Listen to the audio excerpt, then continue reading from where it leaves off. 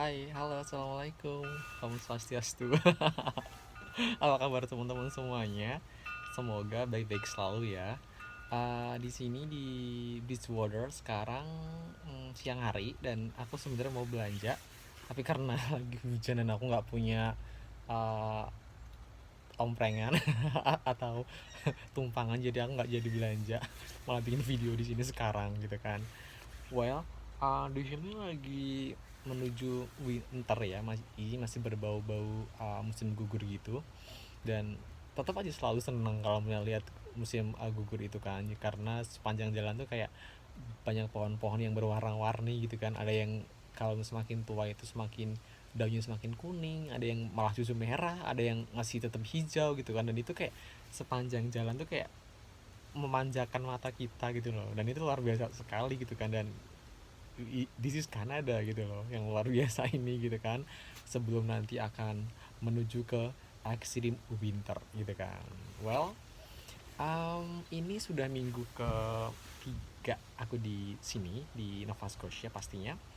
Dan di sini nggak begitu, aku maksudnya nggak begitu shock culture ya, karena memang aku ini bukan kali pertama kayaknya aku pergi ke tempat yang memang literally aku tuh nggak ada yang kenal siapa-siapa dan nggak tahu mana-mana. Tapi kan sekarang ada internet, jadi sebelum aku pergi pun juga sudah riset tentang daerah sebelumnya gitu kan.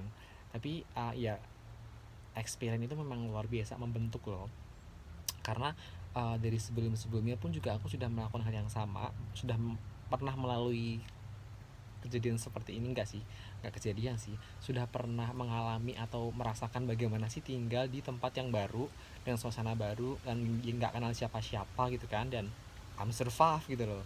Nah, dari proses itu semuanya tadi memang membentuk saya menjadi orang yang mandiri dan berani, intinya itu. Terus kemarin juga ada yang beberapa sempat kayak penasaran gitu kan, ke why kenapa gitu, akhirnya living Australia gitu loh, di kala orang-orang kayak jutaan orang, aduh main dingin. Ya, di kala orang-orang itu kayak bermimpi gitu kan, bejibun orang yang bermimpi untuk tinggal di Australia ataupun bekerja di Australia atau sekolah di Australia gitu kan. Dan aku yang sudah di sana, literally sudah di sana, sudah bisa lumayan settle gitu kan, malah living Australia gitu loh. Ya, ya sekali lagi setiap orang punya jalannya masing-masing ya, karena memang ya, pertama memang benar sih, dari dulu aku memang pengen banget ke Australia. Terus kemudian aku pakai WHV dulu, terus nanti mau sekolah di sana, dan hingga pada akhirnya kalau ada kesempatan, kalau bisa dapat residensi di sana, ya why not gitu kan. Itu memang planning awal sebelum aku ke Australia. Nah, uh, time bus setelah waktu berjalan gitu kan, aku tahun kedua itu kayak sudah mulai kayak gelisah, gundah gulana gitu, nggak jelas gitu kan. Aku kayak bercermin gitu kan, kayak nggak bisa ngelihat diriku sendiri gitu loh, kayak semu, kayak ngeblur gitu melihat diriku sendiri ketika aku harus di Australia gitu loh.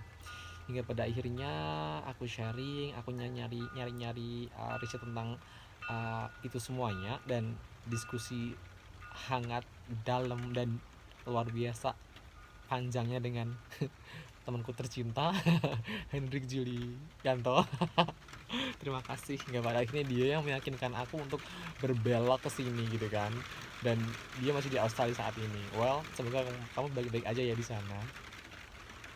Well, memang ketika aku kemarin berangkat itu memang literally luar biasa melelahkan, dan apa ya, kayak perjalanan yang panjang banget yang harus aku lalui, karena aku harus uh, pertama memang masih dalam masa pandemi, jadi memang luar biasa terbatasnya kayak birokrasi dan lain sebagainya.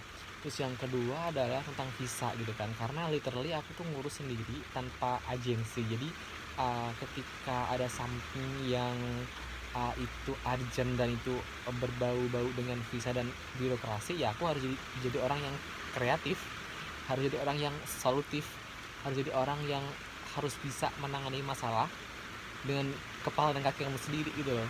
Which itu nggak mudah dan luar biasa melelahkan sekali, tapi in the end of the day ya, I made it. Dan mungkin teman-teman juga bisa melakukan hal yang sama gitu loh, asalkan teman-teman tuh kayak konsisten dan juga memahami tentang itu semuanya itu. Nah kemudian setelah aku proses panjang itu, nanti aku akan coba cover tentang masalah visa itu di video tersendiri ya, jadi stay tune. Well, setelah perjalanan panjang melalui visa tadi, nyampailah aku ke Kanada ini gitu kan. Dan aku nggak begitu soal culture karena memang ya sebenarnya kayak 11-12 ketika pertama kali aku ke Australia dulu yang literally nggak punya siapa-siapa. Dan asalkan kita kayak berani berbicara dan juga nggak malu-maluin, pasti bisa survive. Yang penting lagi adalah satu, punya uang. Karena itu memang luar biasa. Jadi dimanapun dan kapanpun teman-teman itu berada, kalau misalnya teman-teman itu kayak di backup dengan financial yang lumayan, ya oke lah ya, nggak begitu banyak tapi oke gitu kan, pasti teman-teman survive dong pastinya. Dan aku berterima kasih gitu kan, aku sudah pernah bereksperience dengan hal-hal yang semacam itu gitu. Jadi kayak bisa membantu aku ketika aku harus menghadapi sesuatu yang baru seperti ini lagi. Aduh, panjang ya. Ini semakin deras hujannya, jadi aku baiknya harus masuk ke dalam ruangan aja kali ya. Wah, mungkin itu dulu ya yang bisa aku sampaikan. Dan selamat beraktivitas teman-teman semuanya. Jadi kalau misalnya ada pertanyaan tentang sesuatu hal di Kanada, let me know here. Bye, have a good day everyone.